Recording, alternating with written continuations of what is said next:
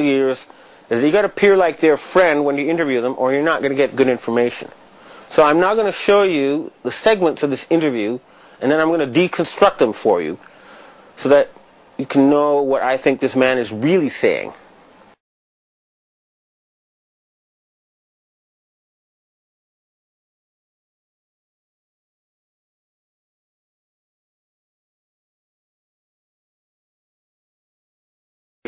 Nice to meet you. Here we go.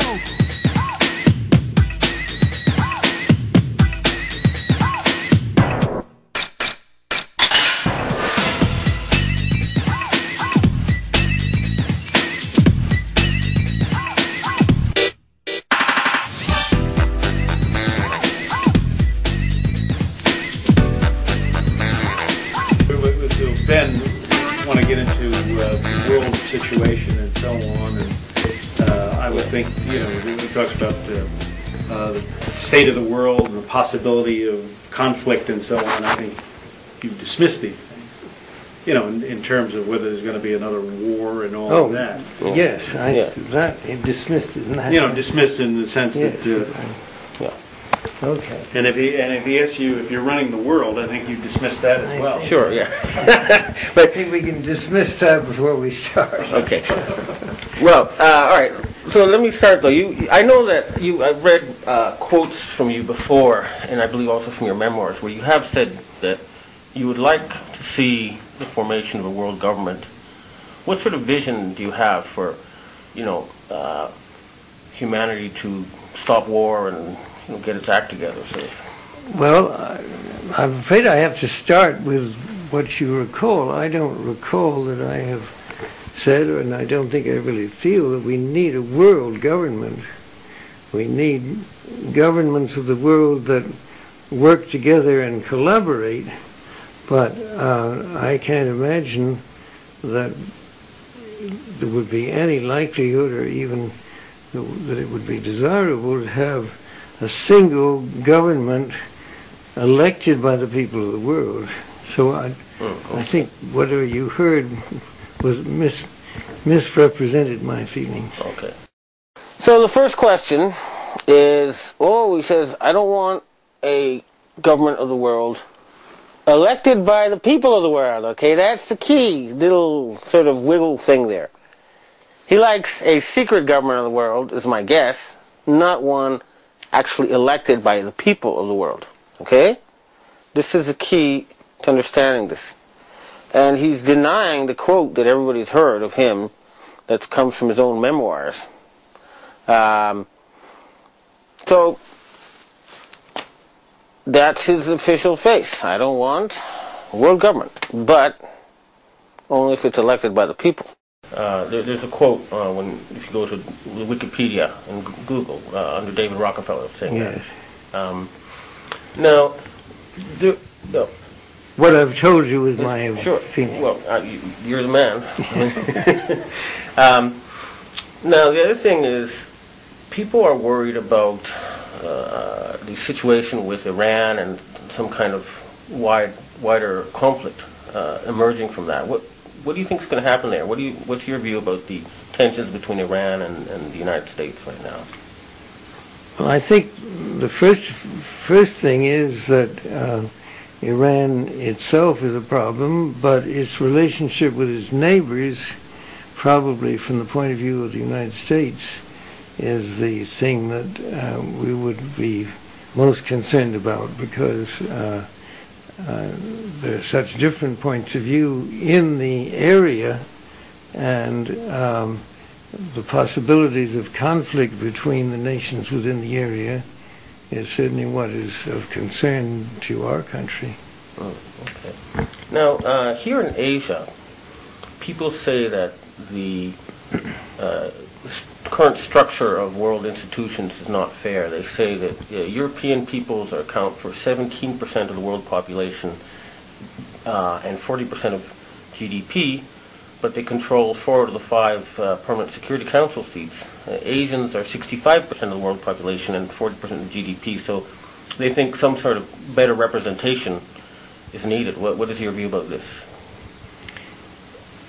I think it's an issue that understandably and legitimately is raised by the nations with a smaller percentage.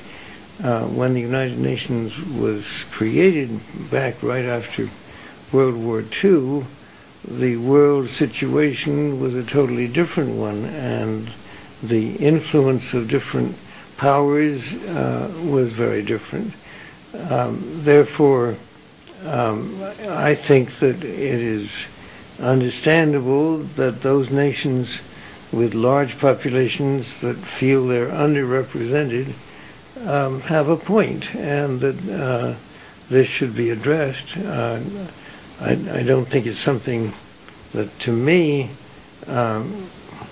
is immediately a serious problem, but I do think that it's something that should be taken up in the United Nations, and that over time some redistribution of voting power within the United Nations structure seems likely and probably appropriate. Now, he's saying Iran is causing trouble with its neighbors, and I'm not aware of any such evidence, okay? It sounds to me like he's just trying to find an excuse to attack Iran. Now, on the United Nations thing, well, basically saying, someday, but not now. And his whole attitude is like it's really his decision, and it's not, okay? The Asians are tired of waiting. They're not going to wait another forever. Time has run out. This is what the Asian Secret Society is telling me, is that enough is enough. We live on the same planet. We both get rights to decide how it's run. They're tired of European domination of the planet. They want to share stewardship of the planet Earth. And the Asians want peace. They're tired of Westerners causing wars. They want world peace. That's what they want. And they want a more fair world structure. And I don't see any reason why that cannot be done immediately. Now, also, it's sort of difficult for me to ask this, but these days conspiracy theories are running rampant on the internet. And I thought you could, metaphorically speaking, take the bull by the horns and, let me ask you confront you with or ask you what these people are saying. First of all, they say that you are the secret ruler of the world. What is your response to that? Well, in the first place, you're not the first person who has raised this issue. There have been people ever since I've had any kind of position in the world who have accused me of being a ruler of the world. I have to say, I think for the large part, I would have to describe them as crackpots. I mean, it makes no sense whatsoever, and isn't true and won't be true. And to raise it as a serious issue seems to me to be irresponsible. Now, you see, that's what happens when you ask a question directly like that, okay? That's the sort of answer you're going to get. Are you the secret ruler of the world? You say, well, no, okay? So, later you'll see why you have to take a more indirect route to get the same response in a different way. So, for now, if you ask the man directly, he's going to deny everything. That's why you have to get a little bit more sneaky, as we shall see. And what about the candidate Ron Paul, who's talking about bringing the powers of the Federal Reserve back to the U.S. government, under the presidential control or control of Congress? I haven't read about that. Is that an issue? Well, he's one of the Republican. He's a Republican candidate, and that's what he's publicly calling for. So,